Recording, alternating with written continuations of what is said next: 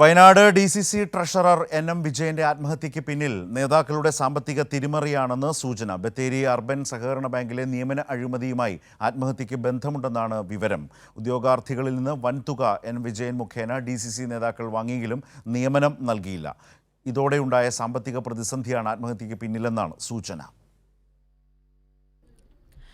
വയനാട് കോൺഗ്രസിലെ പ്രമുഖ നേതാവും DCC ഭാരവാഹിയുമായ NM വിജയന്റെയും മകന്റെയും ആത്മഹത്യയ്ക്ക് പിന്നിൽ സാമ്പത്തിക കാരണങ്ങളാണെന്നാണ് പുറത്തുവരുന്ന വിവരം. കോൺഗ്രസ് നേതാക്കൾ തന്നെ ഇക്കാര്യം ഉയർത്തുന്നുണ്ട്. ജില്ലാ നേതൃത്വത്തിലെ പ്രമുഖർക്ക് വേണ്ടി പണം വാങ്ങാൻ ഇടനിലക്കാരായി നിന്നത് NM വിജയനായിരുന്നു എന്നാണ് ഉദ്യോഗാർത്ഥികൾ പറയുന്നത്. ഇത് സംബന്ധിച്ച ഉടമ്പടി രേഖകളുമുണ്ട്.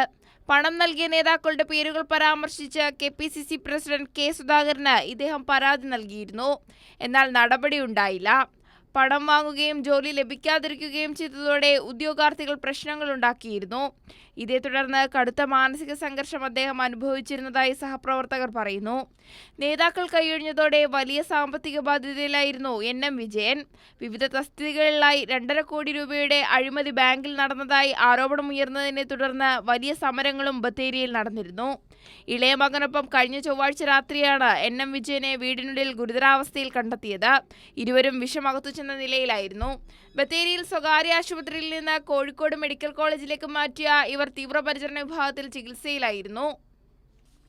കൈരളി ന്യൂസ്, വയനാട്.